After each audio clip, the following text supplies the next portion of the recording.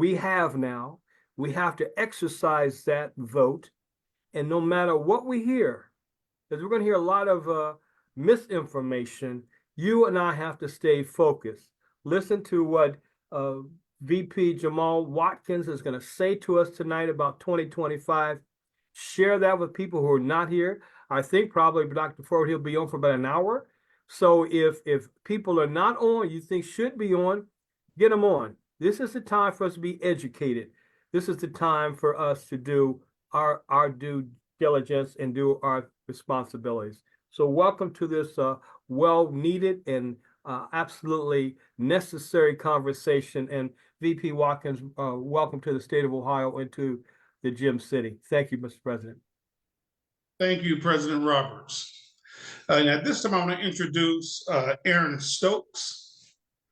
Aaron Stokes is the president of the Alpha Phi Alpha Fraternity Incorporated, Theta Lambda chapter here in Dayton, Ohio. And he's going to introduce Mr. Jamal Watkins, who also serves as a good alpha man, as they would say. As we know, the late Reverend Dr. Martin Luther King was an alpha man. And we celebrate his legacy every year. And if we want to do anything to celebrate his legacy going forward, March leading up to November 5th, 2024, let's make certain that we exercise our right to vote. But I want to say it like this. Don't just vote on the November 5th election. You should exercise your right to vote in every single election. That's special elections, midterm elections. There's no such thing as an off-year election. You should make certain that that's nowhere in your vocabulary that there's an off-year election. So we want to make certain that that we are doing everything that we can to do what we need to do to exercise our right to vote. President Stokes. Thank you so much, Dr. Ford, and thank you all for joining this very important call. I'm gonna look forward to hearing the words from Mr. Jamal R. Watkins on what we can do as we lead up to November 5th. So a little bit about Mr. Watkins. He's a Senior Vice President of Strategy and Advancement for the NAACP. Mr. Watkins previously led the association's efforts to maximize the African American community's participation and representation in our democracy as the Vice President of Civic Engagement at the NAACP. Mr. Watkins previously served as National Outreach Director for the AFL-CIO. In this role, he was responsible for strengthening and growing national strategic partnerships with the labor movement across a range of priority campaigns and program work. Prior to joining the AFL-CIO, Mr. Watkins held leadership positions in a number of organizations dedicated to community organizing and civil and human rights. These include Deputy National Political Director at Service Employees International Union, Chief of Staff at the Center for Social Inclusion, Managing Director for Campaigns for Amnesty International, the world's largest grassroots human rights organization, and Deputy Director and Interim Executive Director of City Year Los Angeles, a national nonprofit AmeriCorps organization. Mr. Watkins has worked in several distinct arenas, including politics, campaigns, communications, education, human resources, and fundraising. He played key roles as a national recruiter for the DNC, fundraising canvas director for Grassroots Campaign, Florida State Director of the Young Voter Alliance during the 2004 presidential election, regional coordinator on the Yes on Proposition 79 campaign for Health Access of California, and most recently, developing a voter mobilization and engagement field strategy for the 2014 midterm election cycle. A native of sunny California and a resident of Washington, D.C., Mr. Watkins earned his Bachelor of Arts in Philosophy with a minor in Political Science at Stanford University and completed graduate level work at New York University for speech and interpersonal communication. As a proud member of Alpha Phi Alpha Fraternity Incorporated, his motto is onward and upward. Dr. Derek L. Forward, President of Dayton Branch NAACP, I'm going to pass it over to you as tonight's moderator. Thank you. Thank you very much for that warm introduction of our guest speaker. And I'm going to open the floor up to Brother Jamal Watkins, and he's going to lead us through Project 2025. Is it progress or is it regress? And he's going to make that point very clear this evening so you will know how to exercise your right at the ballot box on November 5th, 2024.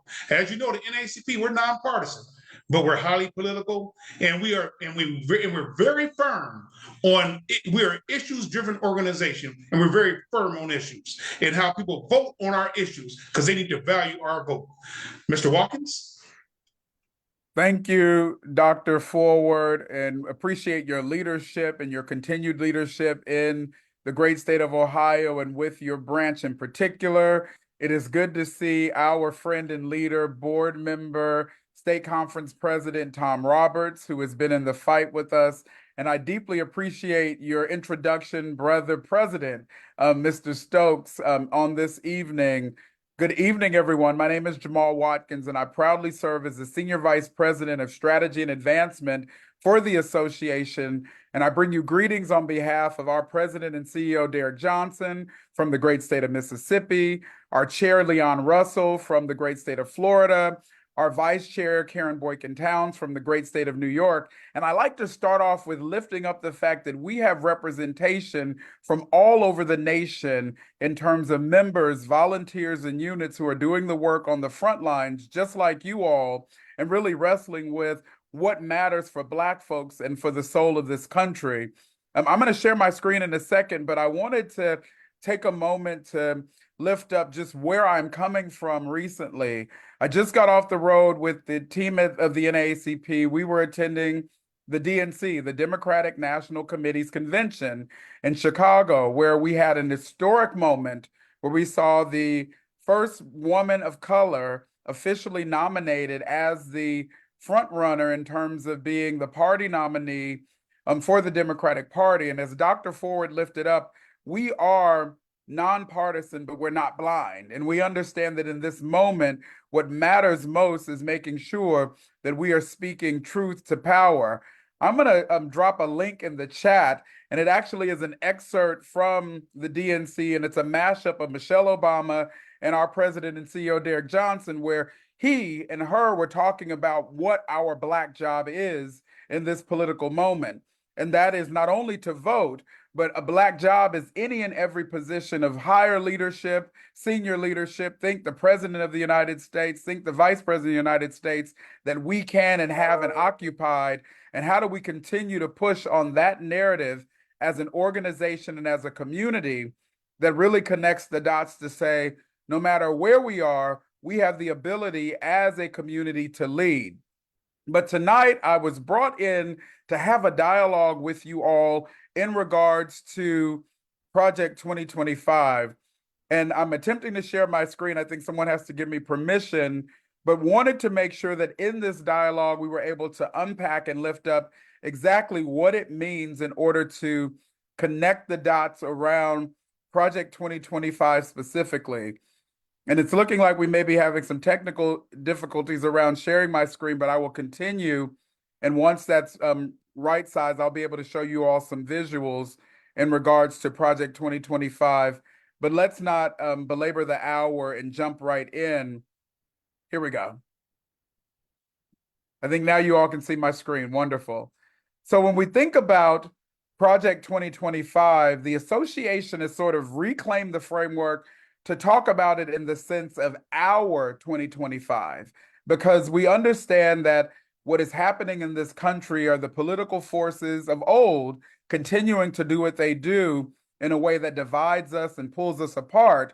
But as you all will hear continuously, we are nonpartisan, and that is by choice. The association has C3 and C4 infrastructure.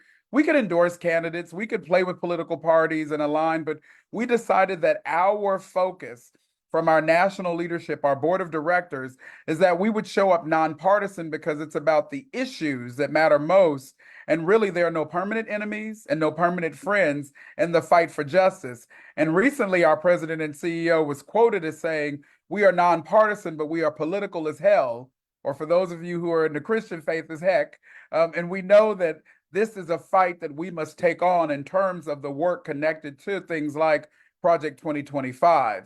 Now, when we start to unpack the project itself, tonight I'm going to go through a few buckets, if you will, the origins of Project 2025, what is behind and who are the Heritage Foundation, the team that produced this project, if you will, who are the key contributors of the project, and then all of the high-level impacts in terms of policy connected to the Black community. And we'll close out with the tools that we have created in order to allow for you all on the front lines to continue to do the work and continue to maneuver and make sure that policies that are inclusive and reflect our community are highly lifted up.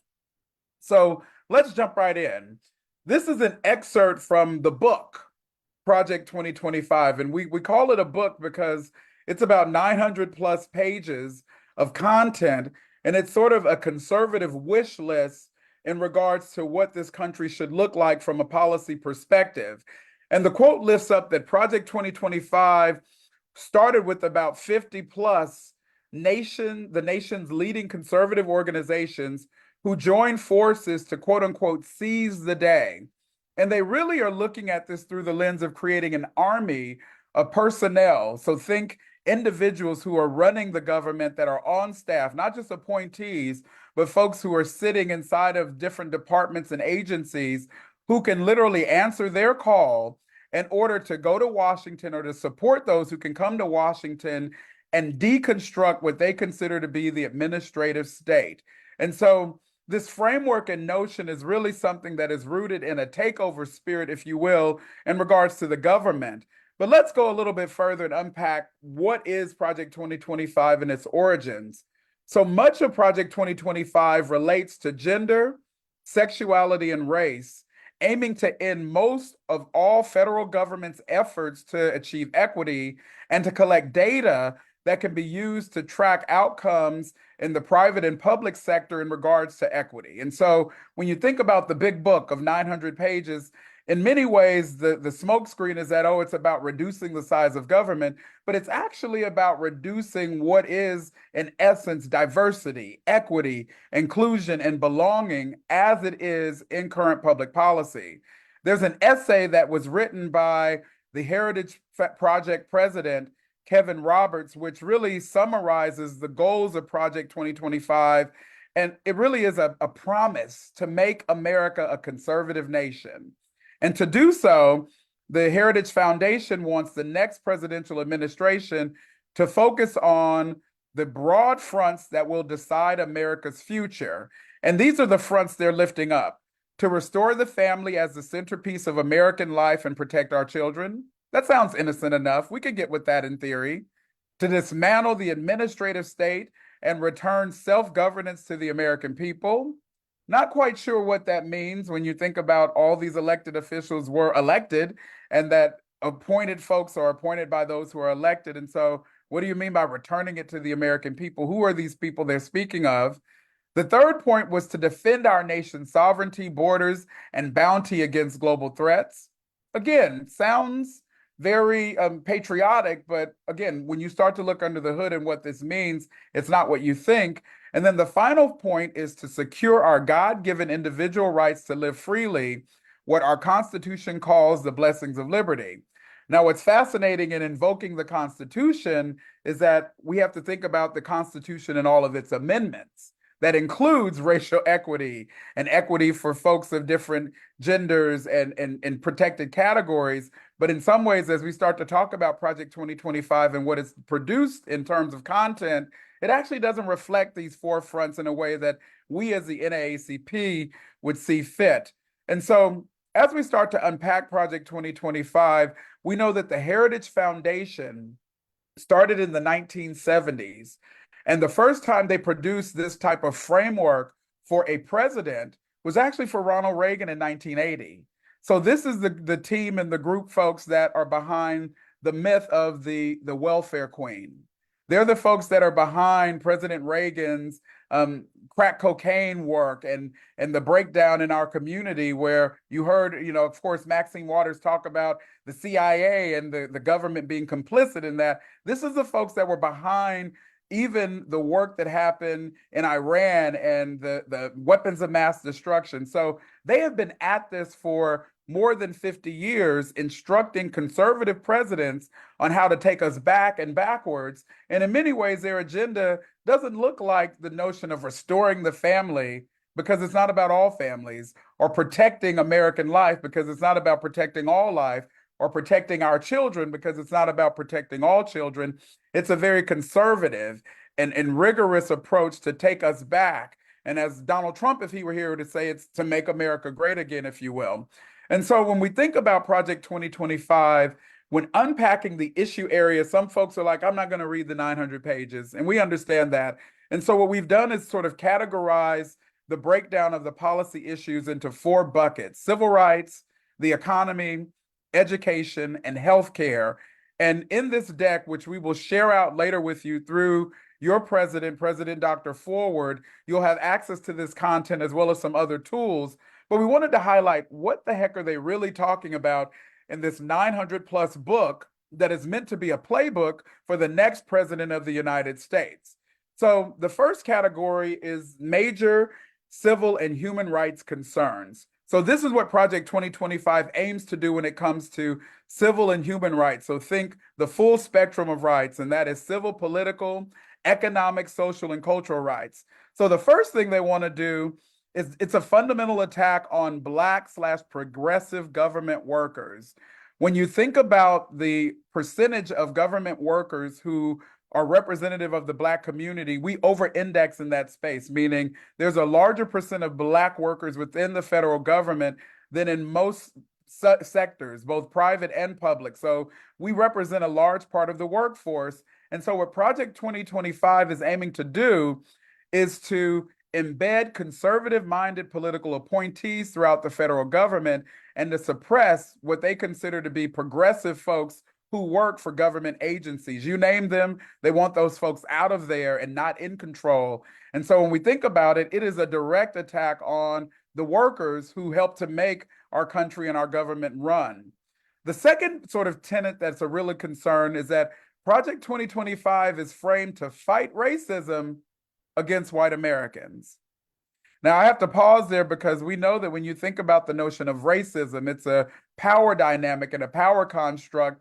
And so racism, quote unquote, against white Americans is not the issue of the day in terms of what racism really reflects. And so when you think about Trump's Agenda 47 and Project 2025, they vow to get rid of what they call white indoctrination, or anti-white indoctrination, affirmative action, diversity, equity, and inclusion, and especially what they call the dreaded critical race theory. And so this sort of reverse racism approach is nothing new, but it's being packaged in a way to really deconstruct all of the things that are actually anti-racist by default. And so when you think about affirmative action and the tenets of affirmative action, or what it means to push for diversity, equity, and inclusion, they're not inherently a racist platform. They're actually meant to counter racism. So Project 2025 is a way to manipulate folks to say, oh, we're going to deconstruct these things because it's actually racism against white Americans.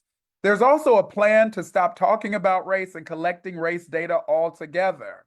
Now, I'm from the great state of California, and there was a man named Ward Connerly who said we should be race blind, that we shouldn't collect data on race, that we should just move away from that. And this happened when I was in high school in the 90s. And so in this moment, Project 2025 wants to do the same thing. Because if you stop collecting the data, then you don't have evidence to prove what is happening to folks in community.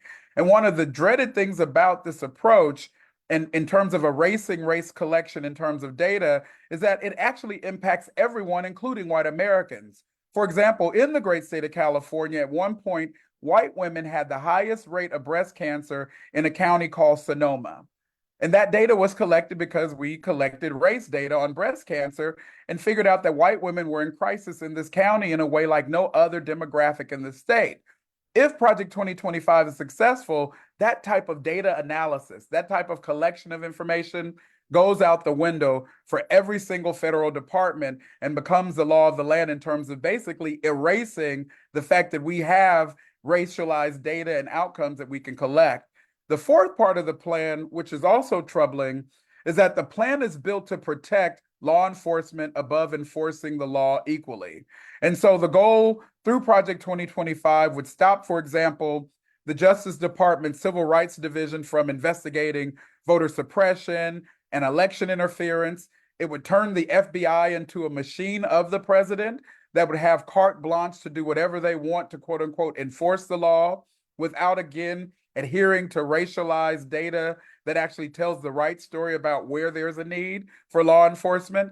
And so the overarching concerns in terms of civil and human rights is rooted in this notion that it's an attack on government workers who are primarily people of color and very diversified. It's in many ways to undermine diversity, equity, inclusion, and belonging. It's to erase data around race and racism and what's happening in terms of our communities. And it's to pretty much create a law enforcement ecosystem that is actually above the law as opposed to equally protecting and enforcing the law. But then you jump into some of the nuances around this second bucket, which is threats to the economy. Now, you all know that the middle class in this country, the middle class that folks talk about today, was created by the government through various programs. Think, the federal home loan programs, and think, different types of investments in business infrastructure. But in this moment, Project 2025, by design, is to do a few things that will, again, take us back and take us backward. They want to affect the Department of Housing and Urban Renewal by eliminating new housing fund supplies, reversing equitable progress on appraisals and valuators in terms of home valuations, increasing mortgage insurance premiums. And so there's a big push around taking away those things that affect housing and urban renewal that protect communities of color and working communities. Then there's the Department of Labor side of the house, where they want to literally reverse the DE&I work in labor policy. They want to eliminate racial classifications and CRT trainings and eliminate things like the office of OFCCP and revise the EEOC, really limiting their powers to collect data and to be an enforcing agency and to have things like pro-life insurance requirements. They also are looking at the Small Business Administration, and they would want to end, not revise, but end SBA direct lending, revise disaster loan programs and direct lending. They want to do a work around COVID-19 loan cleanup and accountability, which is literally taking away those special provisions, and remove equitable lending criteria based on race.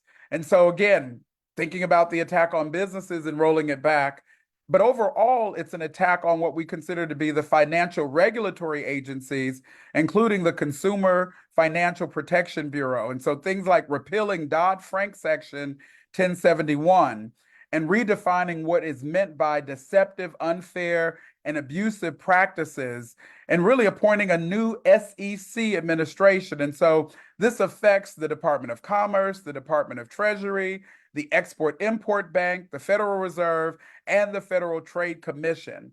And again, this sounds very wonky, but when you start to look under the hood, a lot of what's in place currently is meant to make sure that Black folks, brown folks, Asian community members, people of color actually have an equal playing field when it comes to access to fair housing, labor, being able to generate small businesses, whether it's a sole proprietorship or a larger form of a business, and to have protections from being discriminated against based upon protected categories like race and class and gender. Project 2025 wants to undo all of that, and make no mistake, they put it in black and white writing to say this was their intent and their goal.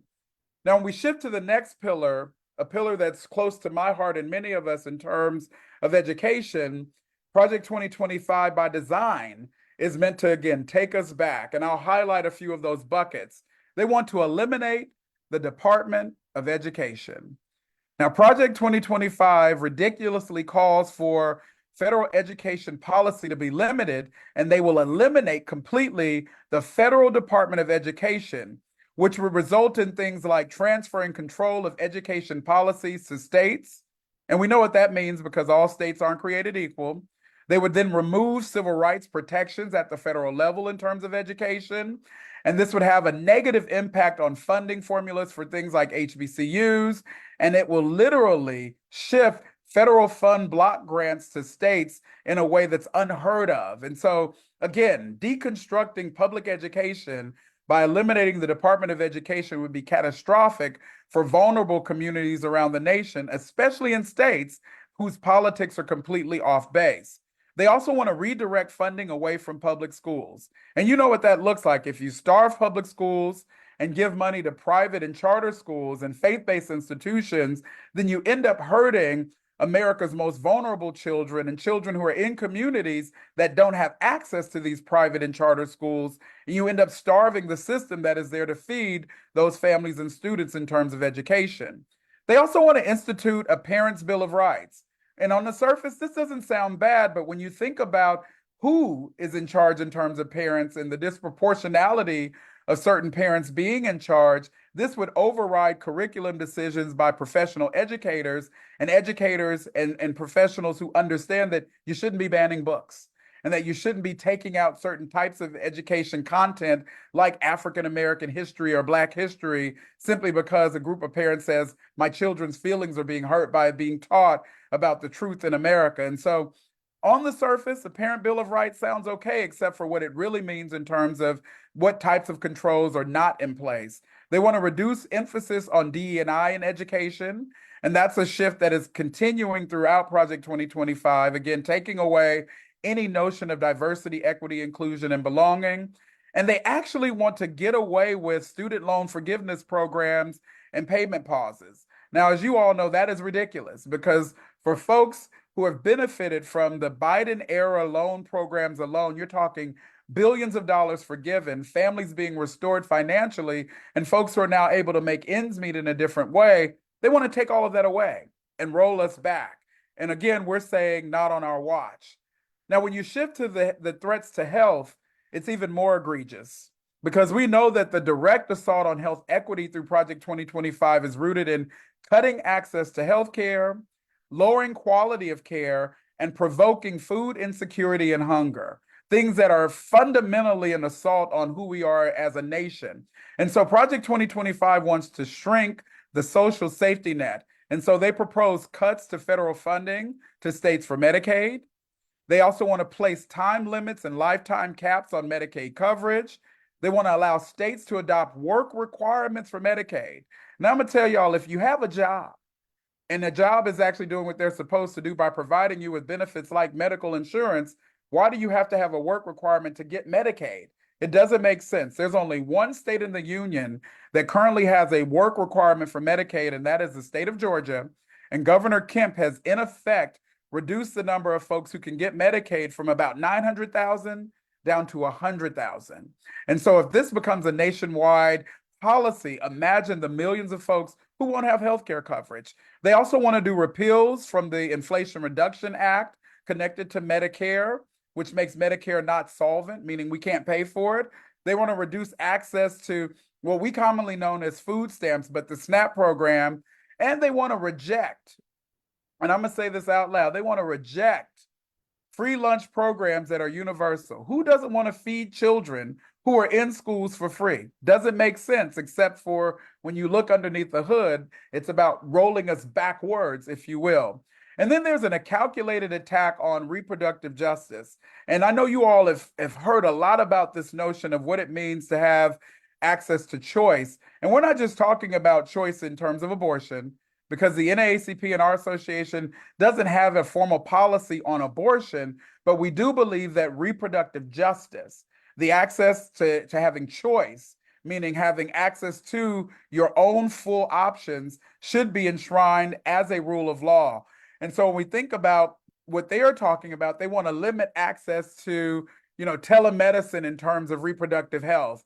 They want to threaten anyone who is connected to contraception and thinking about anything connected to emergency contraception by ending health coverage and payments for that and allowing plans to end access to all contraceptions as a part of routine preventative care. So this is bigger than what most folks would reduce to, oh, this is about abortion. No, this is about reproductive health care and reproductive justice. And if you've been watching the news and seeing there are women who have been miscarrying in states, and hospitals and doctors are now not treating them because they're afraid of what has happened given the current rule of law with the repeal of Roe versus Wade. And so this is a bigger issue in terms of the threats to our holistic anatomical health, both below the neck and above the neck. But here's the antidote, folks. And I want to get to this because there's hope, if you will.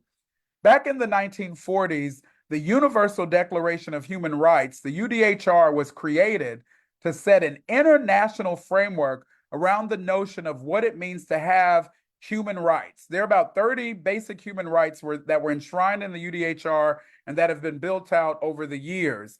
Now, it was drafted by representatives from a range of countries, a range of backgrounds during the United Nations General Assembly in Paris on December 10th, back in 1948. So we know what the international standard should be for the most part. It sets out for the first time fundamental human rights. We're talking access to clean water and sanitation. We're talking the right to have access to leisure after working a reasonable workday. All of the things that we value fundamentally, Project 2025 is saying, let's undo that. Let's gut these things. But the UDHR, if we were to look at this as something fundamental, really gives us a baseline for how we should see the world in terms of the full spectrum of rights. And that is civil, political, social, cultural, economic rights, the full umbrella, if you will.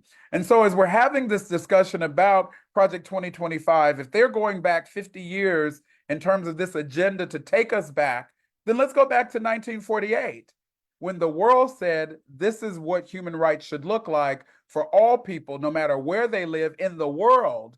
And this should be our platform and framework for how we look at policy advocacy, inclusion, and justice, if you will. Now, we bring this up because we know that this alone is not the only framework we have to rely upon. But when we think about, global work and regional work, the references to many of the rights that we care about can be found going back to 1948. And so we bring this up because when folks say, let's make America great, well, let's make America great by going back to December 10th, 1948, and fully adopting what is known as the United Nations Universal Declaration of Human Rights, which ironically the US hasn't fully ratified. And so when we think about the association and where we are today, we know that there are tools that we have been able to build for you all that really frame out what is considered to be our 2025. And so I'm going to drop in the chat a link to the tools that the association staff have been able to really pull together to ensure that at the local level and at the state level, that you all are able to make sure that we're producing the right type of work and content connected to our agenda. And for some reason, it's given me trouble, and so I'll drop it in the chat. But we have created a tool. If you were to Google our 2025 NAACP, we have the policy positions that are lifted up that details the NAACP's proposed policy alternatives to Project 2025. And some of it's a no-brainer. When somebody says, get rid of the Department of Education, our policy alternative is to keep the Department of Education and to actually invest in it at a higher level so that it can be stronger in protecting public education for all children. And so a lot of our policies are rooted in our historic work as an association, but we talk about it directly in contrast to Project 2025. We also have a set of talking points, and it's really about guidance for how we talk about Project 2025 and our proposals. And I've sort of previewed some of that in this presentation, where we don't want to go back to the dark days where working families and families who weren't economically viable and families of color, communities of color, and Black folks were completely left out. We don't want to go back to the days where women were discriminated against freely by their employer and there was no remedy or recourse, meaning no one was recording the data, reporting it, and making sure that folks were held accountable. We do not want to go back, and we're not going back, and we want to go forward with the right types of policies and frameworks. And so the talking points are built out to help you really start to think about how to frame the discussion, because while Project 2025 looks daunting and scary, and it is actually their playbook in writing, the antidote is everything that the association stands for, everything that you do in community, and the work that you have continued to do, not only in your city, but in the great state of Ohio. Now, the toolkit also includes sample language and graphics for units in terms of how you promote sort of this work on social media. And we also have a web page, which is the home base of this work that'll be updated periodically throughout Election Day. Now, the reason why I'm lifting up this piece is when we think about the work of Project 2025, there's a man, and again, we're nonpartisan, but there's a man who's running for president who says, I don't know anything about it. It has nothing to do with me. But when you have a couple of hundred of his former employees and advisors who wrote the plan saying, well, we know about it because we built it for him, then there's a lie happening. And so as we think about Project 2025, and thank you, Dr. Ford, for dropping the link in the chat, we know that there's going to be some twists and turns between now and Election Day to hoodwink us, to make us think, oh, it's not real or it's going away. But in fact, it is the playbook. And alongside other playbooks, it becomes the North Star for the conservative agenda. Now, this is not a knock on folks who are conservative, but it is a knock on anyone who believes that taking food out of the mouths of children, taking money out of the bank accounts of hardworking Americans, and really reversing us back into the dark days where we don't know what's happening to people of color and Black folks because we're not collecting the right data, we're saying that's wrong. And we are unapologetically saying no to that and Project 2025's overarching framework. And so the tools are there on the website. I'm actually going to stop here because I know that in this moment, you've heard a lot about Project 2025 and there's been a lot of discussion, and wanted to see, Leader Forward, if there is time for any Q&A or how you wanted to wrap in terms of this discussion. But as an association, we are clear. We're nonpartisan, but we are not blind. And you have to be blind if you can't read the 900 plus pages of Project 2025 and see how it is anti-American, it is anti-community of color, it is anti-Black, and it is by design meant to take us back and hurt us. And we say unapologetically, not on our watch. That's right. Not on our watch. And so it looks like we have a question from Dwayne Stanfield. So Dwayne, I'm going to promote you to so that we can see you and we can hear you, for you to be able to ask your question of Mr. Watkins. We're promoting you to a panelist at this time.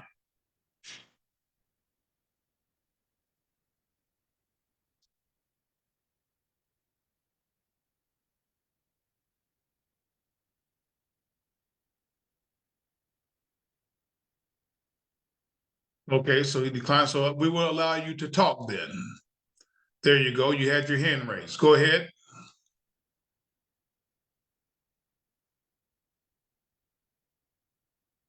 Did you still have a question? I see that your hand is raised. He's still muted, President Forward.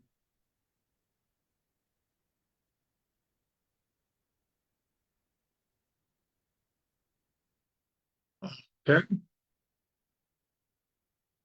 All right.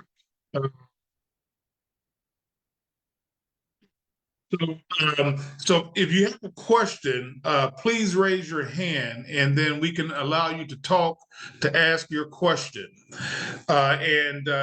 This session is extremely important. So I want to make certain, and we want to make certain as the NAACP here in Dayton, that you all knew the truth regarding Project 2025. We don't have anything to hide, but what we do have is to tell you the truth. That's what's very critical as you go to make your decisions at the polls on November the 5th. Who are you going to work for? Are you going to work for the person who is being progressive? Who are you going to vote for? Are you voting for the person who wants to give us progress? Or are you going to vote for the person who wants to give you regress? That is the question. You need to be able to answer that question on Election Day. So we're opening the floor for anyone who has a question. I went in the Q&A. We don't see anything in the Q&A. However, let me go in the chat and see if I see anything inside of the chat.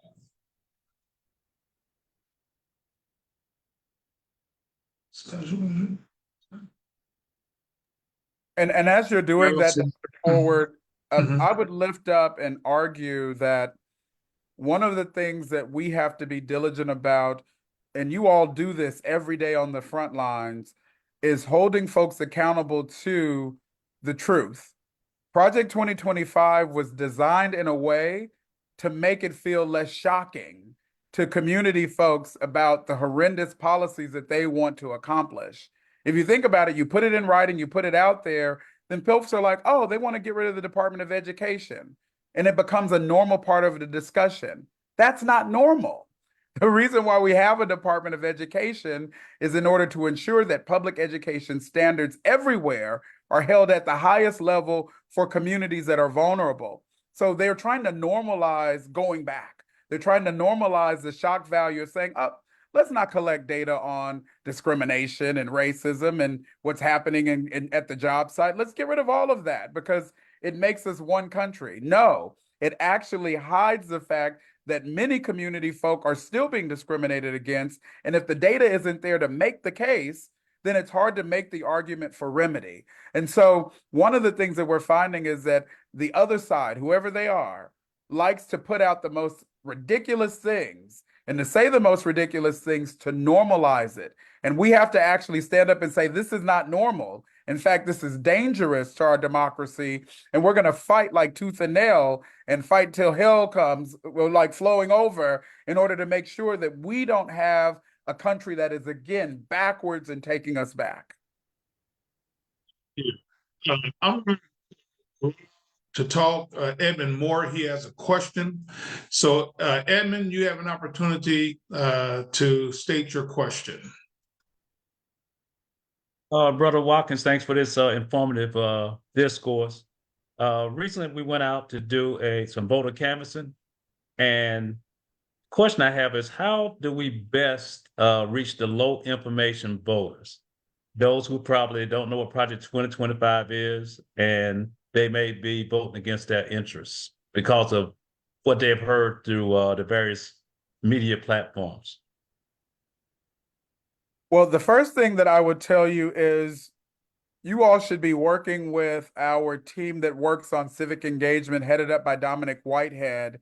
And that team is running a $20 to $25 million direct voter contact program in partnership with our state conference presidents in priority states like Ohio, where we're producing scripts as well as text message information for the low information voters, for voters who don't vote as often. And there's a strategy that is really simple, and that is we have to bring the information to those community folks. And in some ways, it's done by going, like you said, canvassing and knocking on doors. In other ways, it may be buying cell phone numbers, what we call a cell phone pin, and texting those folks that normally don't get on a Zoom like this, or they're not watching the DNC or the RNC. They're trying to go to work, make ends meet. But at the end of the day, if there's a bad governor or a bad mayor or hell, a bad president, it can ruin their experiences and their livelihoods and their lives. We're bringing that information to those folks in ways that are accessible. We also, and I would say this, and this is really the state conference and the branch that would help us to do this, is think about radio and PSAs and making sure that we are doing old school things like lit drops, putting flyers on folks' doors, signing up to be a volunteer through the association, of course, but really making sure that you're bringing the information to the community. If you go to somebody's church, if you're in somebody's fraternity or sorority or the Links or any organization, how do you bring the information into that space so that folks are even sharing it with their family members and neighbors? And we know that that sounds like a lot, but it may be just as simple as saying, I'm going to shoot an email out to everybody that's a part of the usher board at my church and saying, hey, this Project 2025 thing is real. It's affecting all of our families. If it gets enacted, let's make sure folks are educated and votes their values. So it really is thinking through how do we do the networking and get the information out in ways directly to what is known as low information voters, but it's really our neighbors, our family members, our friends, our cousins, the folks that may not be paying attention fully, but with our help can really be informed to pay attention. Thank you. Thank you. Okay, and for those, I'm coming to Stanley Hurdle next, but I would like for everyone, if you can take out your cameras, your cell phones, because we would like for you to sign up as a volunteer. The NAACP, we have been given a directive by our national president and CEO, Derek Johnson, that we want to have over 300,000 volunteers on the ground throughout these United States of America to lift up these messages, to do phone banking. And this is one way for you to be educated and for us to be able to give constant communication to each one of you and your allies. So if you can take a screenshot of this, if you don't have time to sign up right now, take a screenshot, snap this picture right here, right now. And so you can actually share this logo, this QR code with your family and friends and people who you know are civically engaged. And if they are not civically engaged, we want to make certain that they get civically engaged, because our lives are at stake. We need for you to be with us. We need to be with you on the ground every day, knocking on doors, registering people to vote, empowering people, educating people about this particular plan. This plan is destructive, is divisive, and as you see every single day on the news, you see what you hear, and you see the ugliness that occurs by one of our presidential candidates. So hopefully you had an opportunity to do that. I'm going to stop sharing my screen at this time so I can allow for Stanley Hurdle to ask his question. No, I'm sorry. We're going to go to Marvin first. Then we're going to go to Stanley Hurdle, because Marvin had his hand up first. So Marvin. Thank you very much, Dr. Ford. And Mr. Watkins, I want to thank you as well for that great presentation. You covered a lot of information. I was taking notes, but obviously I couldn't get them all. Is it possible to get a copy of your slides? Yes, I will share a copy of the slides through President Forward. And if you go to the link, naacp.org, that has the special information about our 2025, all of this information is packaged in toolkits and tools that are on our website. So you don't even have to look for it in other spaces. So you'll get the slides as well as those tools. And I saw that someone said, what else can we be doing to connect the dots? There are a lot of trainings that we have available to members and member leaders. There was an all units call actually today on civic holidays. Labor Action Week is starting with the association. We're going to be leading into what does it mean for working people? And that starts Thursday through September 4th. On September 5th, we have a thing called Hope, Help, and Healing Through the Ballot, which is with our religious affairs team, headed up by Reverend Dr. Gina Stewart. I saw some folks talking about the Bible and leaders of women leading organizations, et cetera. We're going to be wrestling with that and how to really have a spiritual faith approach to this election and the ballot. And then we're going to be working on things like, what does it mean for Election Day across America? And so continue to share these trainings and these virtual sessions. And I dropped the link in the chat, naacp.org/events, because our goal is to get people informed, to get folks like you all on the front lines the tools. And it may be the thing that makes a difference in your community. You may be the person that says, okay, Project 2025, I'm going to unpack it just on education, or I'm going to spend time just with the folks that do health work, because I want to make sure that audience gets what they need to understand that the threat is real. It is in our faces, and they put it in writing. And so now we have to be the antidote. Thank you for the question. Now I'm going to Stanley Hurdle next, but as I'm going to Stanley Hurdle, I just want to let you know that our Get Out the Vote committee over these last 8 months, we're in the month of August. These last 8 months, they have been to almost every major event in the city of Dayton and beyond, registering people to vote, educating people about about the issues that matter to us. They've been on the ground. Our community coordination committee has been on the ground every single day working hard on the behalf of the Daytonians here to ensure that you all are educated. Our political action committee has been very active in all of this work. So we need to make certain that if you want to be able to engage with us, we honestly ask that you follow us on Facebook. We ask that you follow us and you come to a meeting. Next month, we have our candidates forum. So you have an opportunity to see what the candidates are saying that they want to be able to do.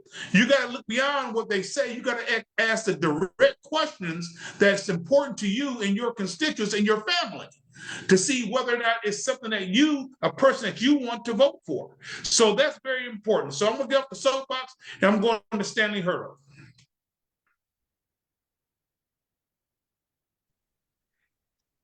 Thank you.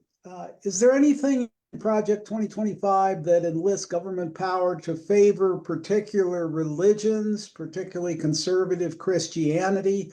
I know you talked about something about public schools and reproductive rights and things like that, but are there other things in Project 2025 that favor some religions over others?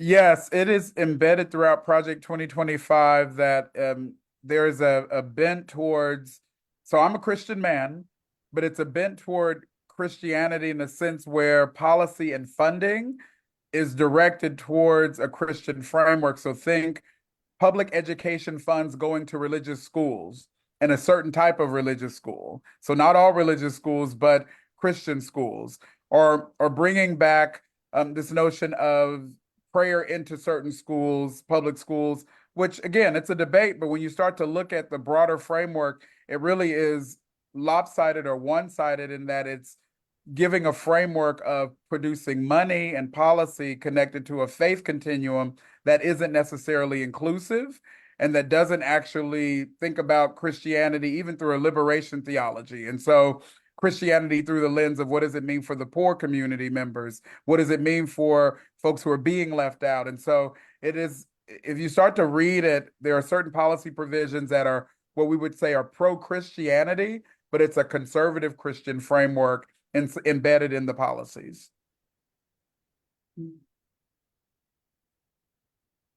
Thank you for that question, Brother Stanley Hurdle.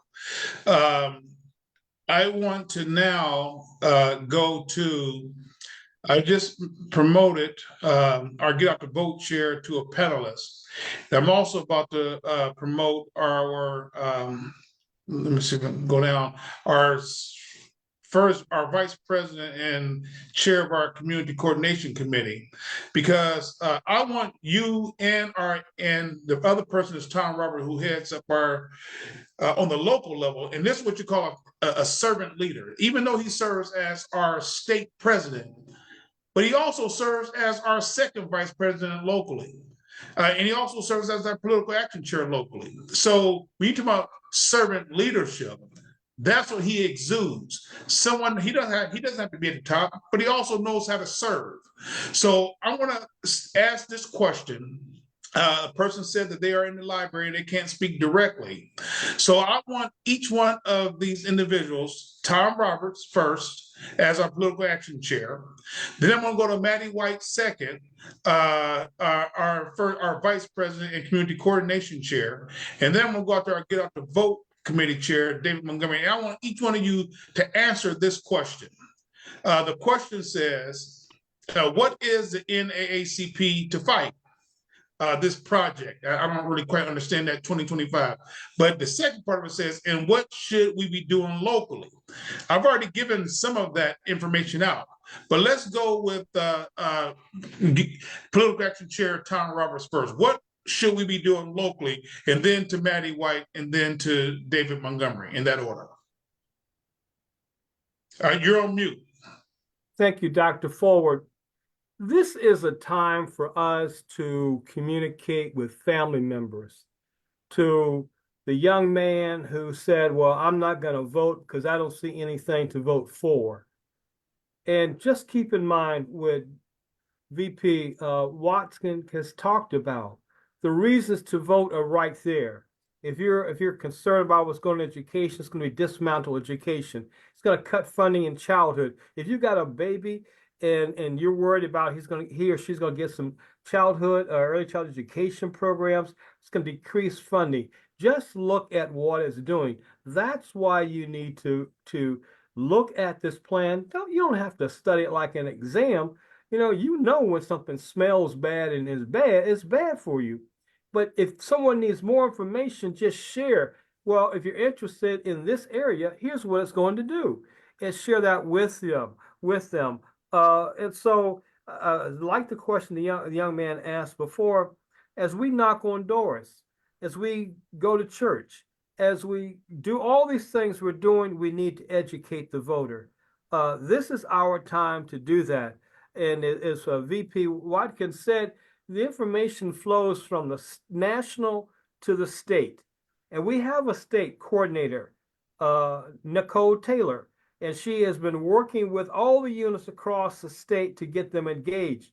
But what the next two other people are going to talk about is what we're trying to do at the local level. All politics is local.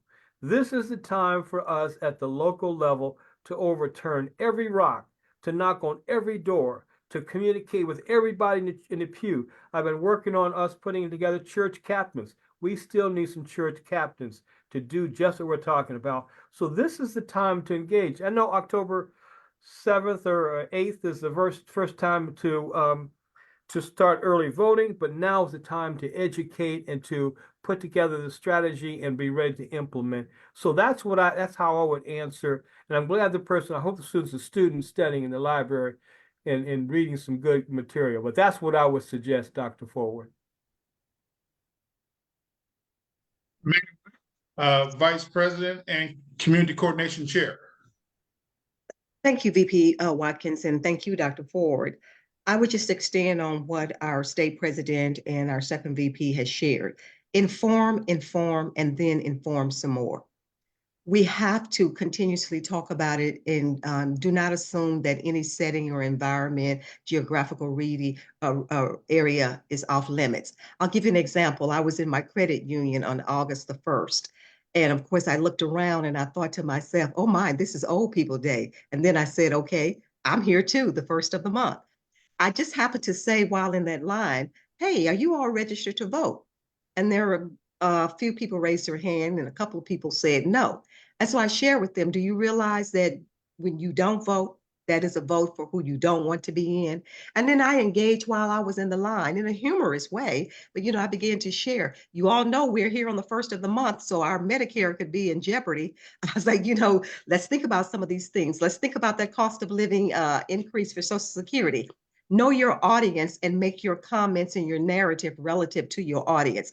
When I'm talking to young people, of course, as was stated, all politics is local. I share with them, do you realize that the State Board of Education that once was elected, and now in Ohio, that's been a change because our governor has done something different with our State Board of Education. But do you realize that the number of courses that you are required to take to graduate is affected by our representatives, the people who vote? Again, make your narrative relative and relevant to your audience.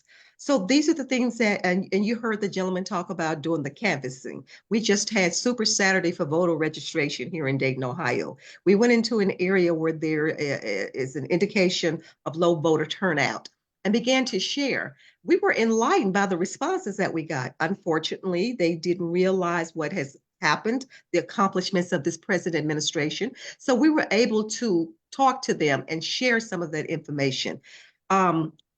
Believe it or not, it's very unbelievable to me that some people didn't even know what the current VP of the U.S. looks like or who the running mate looks like. So we have to continue to inform, and then inform some more. And of course, as you know, VP Watkins, getting out, talking to people, doing that door-to-door canvassing via research is more impactful than much of what we can do. So I'll stop and pass the baton on to my colleague in the GOTV world. Thank you. I believe that GOTV Chair Montgomery is probably at work at this time. I think he's just listening in. But I want to allow Ronnie Tingle to ask a question, and maybe VP White, you can answer her question. Okay. Go ahead, Ms. Tingle. you had a question. Hello, thank you so much for inviting us to this meeting. I appreciate the information. I'm a mother of 11 children, 6 births, and 4 of them, well, 6 of them are all registered voters and old enough to vote now. So the question was, when's the last day to register to vote? And are we aware that our young people are printing their names on their registration and therefore they're registered to vote, but their votes will not count? Yes, ma'am, Ms. Tingle. Yeah, so the last day to vote, to register to vote, is October 7th. Early voting begins Okay. October 8th in the state of Ohio. Mhm. Unfortunately, because several years ago, practically a decade ago, the school districts no longer require teaching cursive writing. I was totally opposed to that and sounded the alarm in every opportunity that I had. And I would share with young people, you must learn cursive writing because that is your signature. Your At signature least your is your name. identity. Yeah. I'm At sorry. least your name. No, I was saying at least your name. At Yeah, least. your signature is your identification. Now, I am learning that there are some states and some districts here locally that are going back to teaching cursive writing. There's some faith-based schools that are teaching cursive writing. But I'm a proponent of this. We don't have to wait for the system to do things for us. There are churches that have tutorial programs, and I'm just going to sound one out because I think they deserve the recognition, and that's Corinthian Baptist Church tutorial program. And we Okay. have after school programs. We can teach cursive writing at home. I taught my granddaughter cursive writing because the school district did. Now she fought me teeth and nails because, of course, schools and teachers have reverence, not grandmother. So, but here again, I insisted. So we must be self-determinants of our faith and not just wait and lobby for what can be done for us. We want to simultaneously certainly advocate for our rights and for what we justly deserve. But in the meantime, we're doing what we need to be doing. As I said, I'm kind of like James Brown. I just need you to open up the door and I'll get it for myself. Just don't hold the door open. So thank you for that question. Yes, I But just wanted to let someone know because when I ran for school board, I had 588 signatures turned in. I needed 200. I had 288. I needed 300, and 64 of my 588 were counted. They were valid. They lived. I did everything to check them and make sure that they had signed it. They were registered, and they told me that they were thrown out because they were not signatured voters.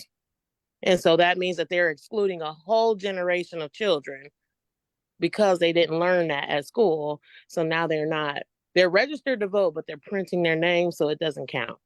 So we I would have to say make this, sure. if we could get past the Jim Crow laws, we can certainly get past this. Yes. So I just want, if someone came out to me privately and told me to make sure that if they are printing their names, that they have to put an X and then they can print. So that's what we have to make sure that when we're registering them to vote, if they are printing and they can't get it together, then they have to put an X first and then they can print their name. So just Good wanted to question, pass that. Mrs. Tingle. Thank you for your question. Thank you. Yes. Okay. So now I want to go to Valerie Lemmy. She's a former city manager for the city of Dayton and also former city manager for the city of Cincinnati. So I consider her as a major power broker in our community overall.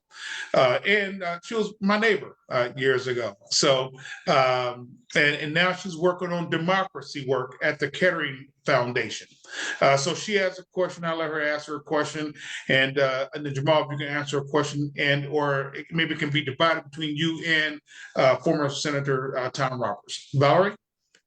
Thank you so much, President Forward, and great comments, Mr. Watkins. I really appreciated what you had to say and the way you laid out the context of a very long and complicated report.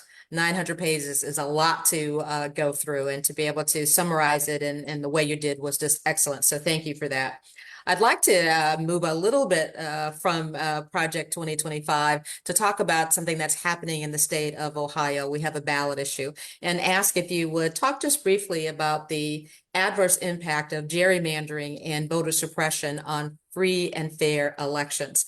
We have an election coming up in November, and we tend to talk a lot about the presidential election, but we need to think not just about the president, but down ticket candidates as well. We have a Supreme Court race that will determine the majority. And in a state where the supra-majority of Republicans is so great that it can override the veto of a governor. And all of that is through the gerrymandering of the electoral districts. Can you speak to that and what that means in the context of Project 2025? You know, I would say, Valerie, what you're lifting up and is specifically the need for this type of reform is urgent, and you all live it and know it. But for decades, if you look at Ohio, it's been one of the most gerrymandered states in the country.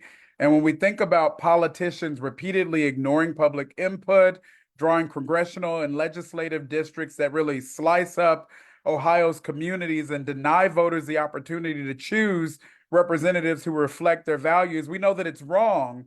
But gerrymandering has really made it almost nearly impossible to vote out incumbents who fail to address the needs of community folk.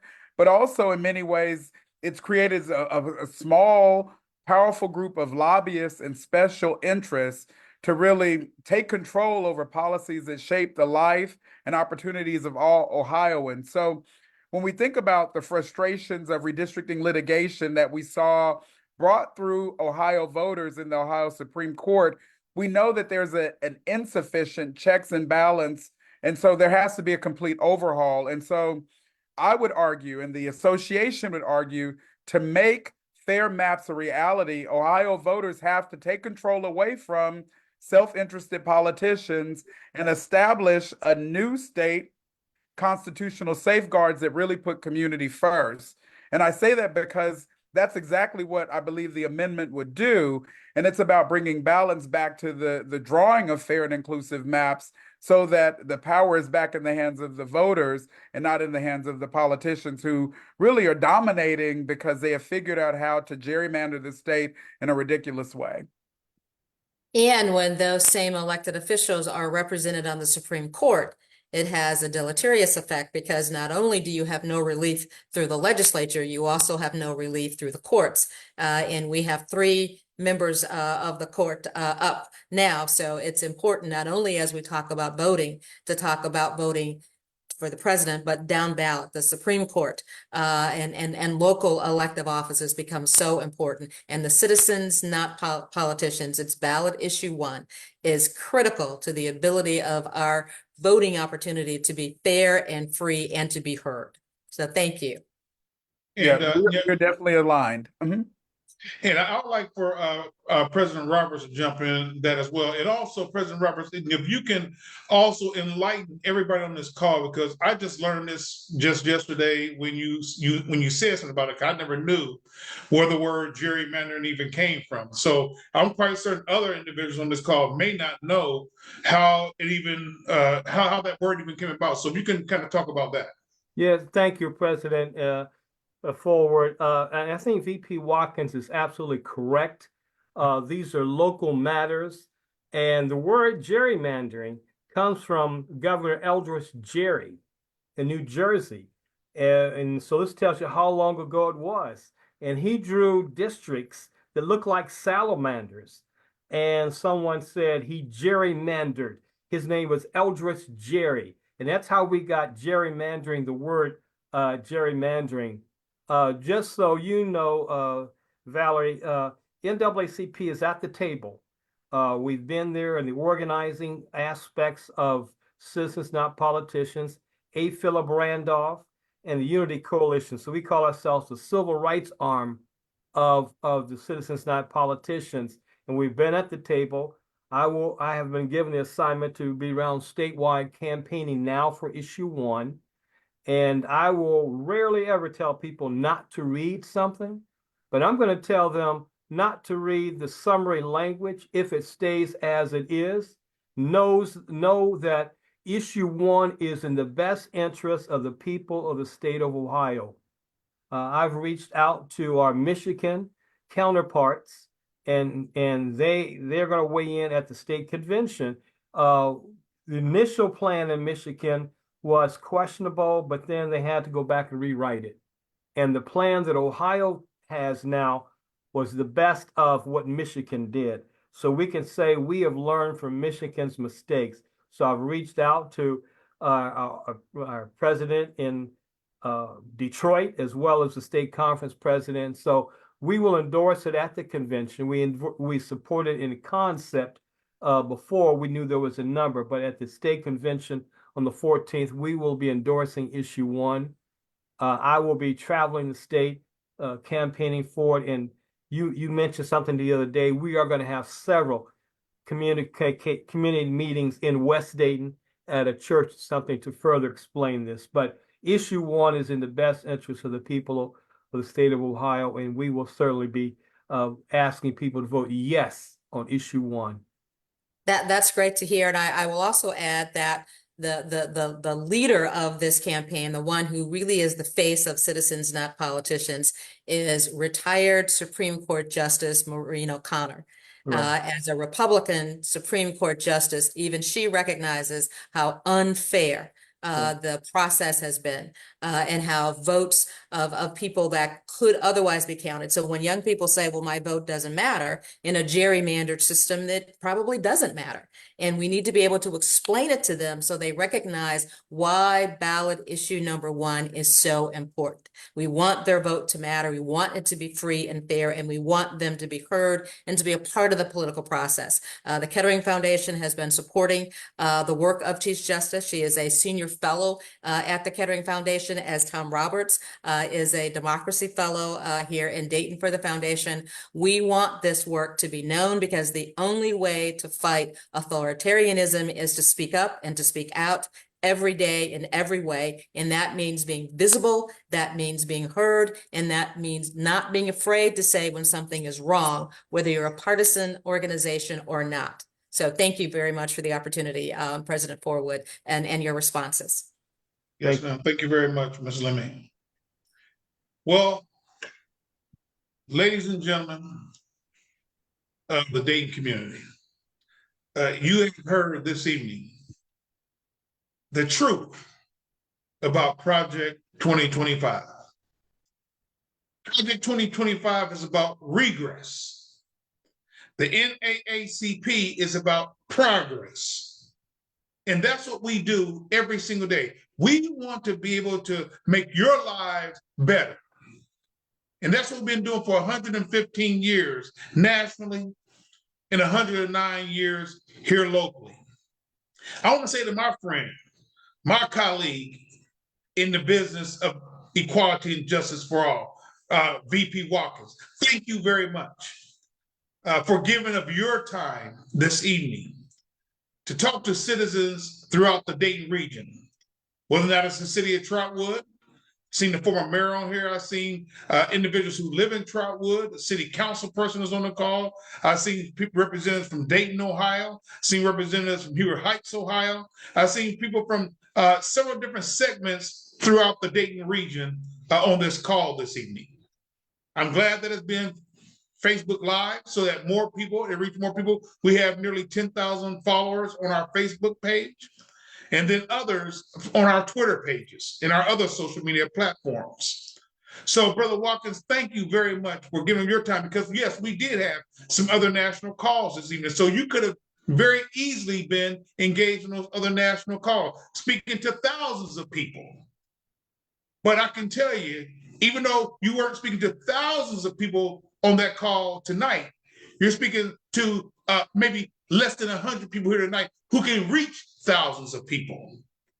So I really appreciate you giving your quality time and the information that you have provided this evening.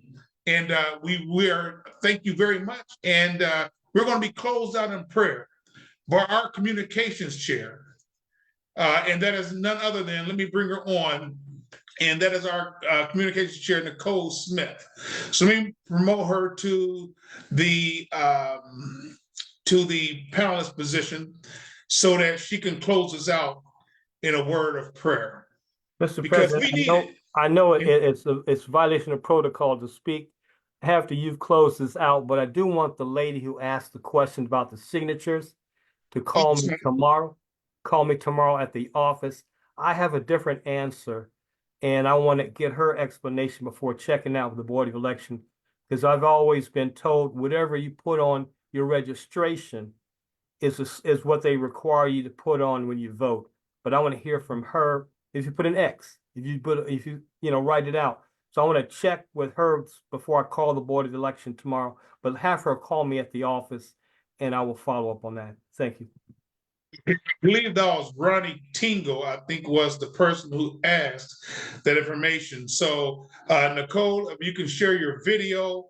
I believe you are on as a host right now. I mean, not a host, but a panelist right now. And, so if you can go ahead and close us out in a word of prayer this evening.